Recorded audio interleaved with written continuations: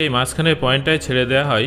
আর যদি আপনি এই পয়েন্টের থেকে এই পয়েন্টে বেরোতে চান তাহলে প্রত্যেক দিন হাঁটার পরেও আপনার 2 মাস সময় লাগবে। কিন্তু যদি আপনি এই পয়েন্ট থেকে এই পয়েন্টে যেতে চান তাহলে এখান থেকে বেরোনোর জন্য আপনার কমপক্ষে 5 মাস সময় লাগবে।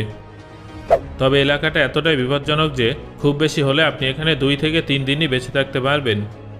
এখানে দাঁড়িয়ে আপনি যেদিকেই তাকান না কেন চারিদিকে শুধু বালি বালি দেখতে পাবেন।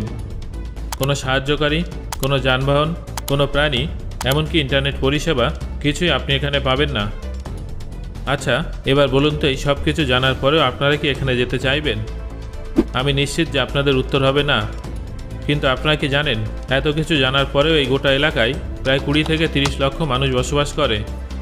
তাদের কাছে এই বালুকাময় ভূমিটা শস্য শ্যামলা মাঠের মতোই।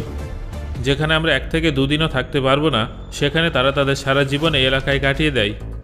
কিভাবে তারা জল সংকট এবং অন্যান্য হাজার সমস্যা সত্ত্বেও